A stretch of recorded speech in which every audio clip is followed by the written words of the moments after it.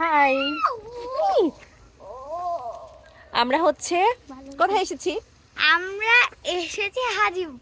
না না, এই পুকুরটা হচ্ছে মুহাতালা। এই জায়গাটার নাম হচ্ছে মুহাতালা, আর ওইটা হচ্ছে হাজিপুকুর। ওইটা কয়দিন আগে একটা গল্প শেয়ার করি যে আমি রাতে ঘুমাতে পাচ্ছি না। এসো যেতে যেতে বলি, এটা বাস্তব এটা হচ্ছে বাস্তব একটা ঘটনা। এটা ভীষণ পরিমাণ সুউঁচু একটা, মানে এই জায়গা হিসেবে এই জায়গাটা ভীষণ উঁচু, মানে যেহেতু পাহাড়ের ইয়েগুলো মাটিগুলো নিচে সরায়নি, তাহলে অবশ্যই উঁচু।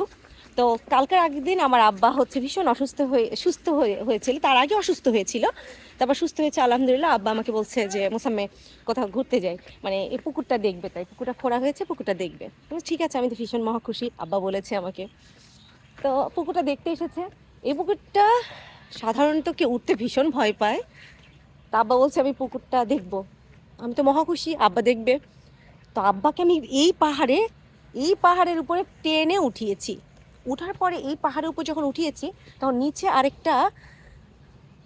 আরেকটা লেয়ার আছে, দেখতে পেয়েছো? ওই যে, হ্যাঁ। তো আব্বা বলছে আমি নিচেও নামবো। তারপর ঠিক আছে, নিচেও নামবে।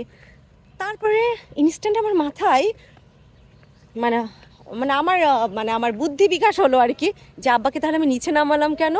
আব্বা যদি অস্থির হয়ে তারপর বলে আমি পানিতে নেমে যাব, তখন কি করব? তখন আব্বাকে বলতেছি যে আব্বা চলো এখন আমরা চলে যাই। আব্বা বলছে না, আমি পুরো পাহাড় আমি এখন ঘুরবো।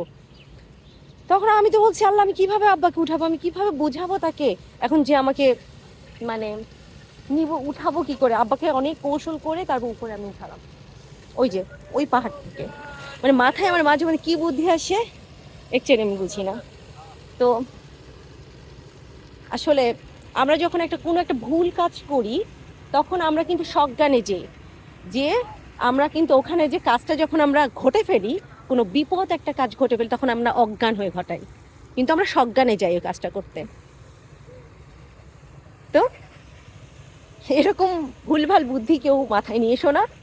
তো ভালো থেকো, আল্লাহ হাফিজ।